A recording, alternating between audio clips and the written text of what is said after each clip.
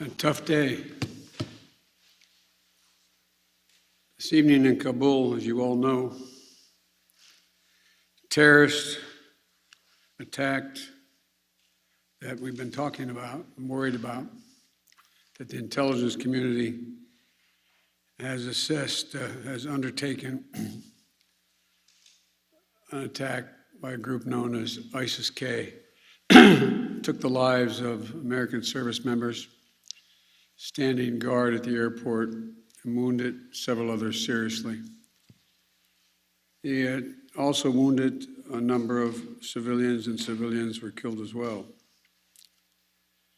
I've been engaged all day in constant contact with the military commanders here in Washington and the Pentagon, as well as in Afghanistan and Doha. And my commanders here in Washington in the field have been on this with great detail, and you've had a chance to speak to some so far. The situation on the ground is still evolving, and I'm constantly being updated. These American service members who gave their lives, it's an overused word, but it's totally appropriate here, were heroes. Heroes who've been engaged in a dangerous, selfless mission to save the lives of others. They're a part of an airlift, an evacuation effort unlike any seen in history, with more than 100,000 American citizens, American partners, Afghans who helped us, and others taken to safety in the last 11 days. Just in the last 12 hours or so, another 7,000 have gotten out. They were part of the bravest, most capable, the most selfless military on the face of the earth. And they're part of simply what I call the backbone of America. They're the spine of America, the best the country has to offer. Jill and I, our hearts ache, like I'm sure all of you do as well, for all those Afghan families who lost loved ones, including small children, or been wounded in this vicious attack. And we're outraged as well as heartbroken. Being the father of an Army major who served for a year in Iraq, and before that was in Kosovo as a U.S. attorney for the better part of 6 months in the middle of a war.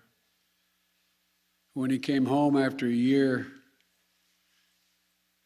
in Iraq, was diagnosed, like many, many coming home, with an aggressive and lethal cancer of the brain. We lost. We have some sense, like many of you do, what the families of these brave heroes are feeling today. You get this feeling like you're being sucked into a black hole in the middle of your chest. There's no way out. My heart aches for you. But I know this. We have a continuing obligation, a sacred obligation to all of you, the families of those heroes. That obligation is not temporary, it lasts forever. The lives we lost today were lives given in the service of liberty, the service of security, and the service of others. In the service of America, like their fellow brothers and sisters in arms who died defending our vision and our values in the struggle against terrorism. Of the fallen this day, they're part of a great and noble company of American heroes. To those who carried out this attack, as well as anyone who wishes America harm, know this: we will not forgive. We will not forget. We will hunt you down and make you pay. I will defend our interests and our people with every measure at my command. Over the past few weeks, I know many of you are probably tired of hearing me say it. We've been made aware by our intelligence community that the ISIS-K, an arch enemy of the Taliban, people who were freed when both those prisons were opened, has been planning a complex set of attacks on the United States personnel and others. This is why, from the outset, I've repeatedly said this mission was extraordinarily dangerous, and on why I've been so determined to limit the duration of this mission. As General McKenzie said, this is why our mission was designed, this is the way it was designed to operate under severe stress and attack. We've known that from the beginning. And as I've been in constant contact with our senior military leaders, and I mean constant, round the clock, and our commanders on the ground and throughout the day, they made it clear that we can and we must complete this mission, and we will. And that's what I've ordered them to do. We will not be deterred by terrorists. We will not let them stop our mission. We will continue the evacuation. I've also ordered my commanders to develop operational plans to strike ISIS-K assets, leadership, and facilities. We will respond with force and precision at our time, at the place we choose, in the moment of our choosing. Here's what you need to know. These ISIS terrorists will not win. We will rescue the Americans who are there. We will get our Afghan allies out, and our mission will go on. America will not be intimidated, and I have the utmost confidence in our brave service members who continue to execute this mission with courage and honor to save lives and get Americans, our partners, our Afghan allies out of Afghanistan. Every day when I talk to our commanders, I ask them what they need. What more do they need, if anything, to get the job done? As they will tell you, I granted every request.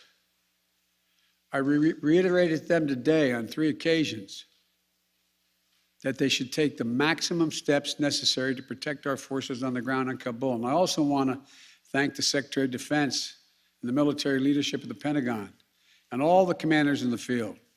There has been complete unanimity from every commander on the objectives of this mission and the best way to achieve those objectives. Those who have served through the ages have drawn inspiration from the book of Isaiah, when the Lord says, "Whom shall I send? Who shall go for us?" The American military has been answering for a long time. "Here I am, Lord, send me. Here I am, send me."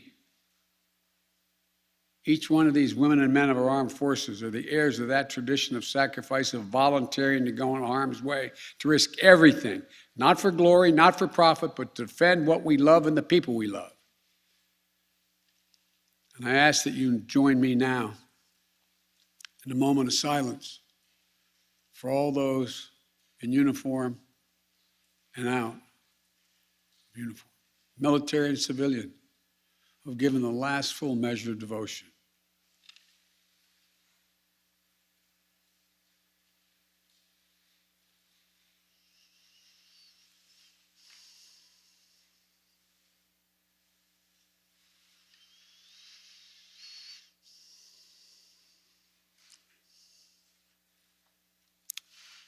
Thank you. May God bless you all, and may God protect the troops and all those standing watch for America. We have so much to do. It's within our capacity to do it. We just have to remain steadfast. Steadfast. We will complete our mission, and we will continue after our troops have withdrawn to find means by which we can find any American who wishes to get out of Afghanistan. We will find them and we will get them out.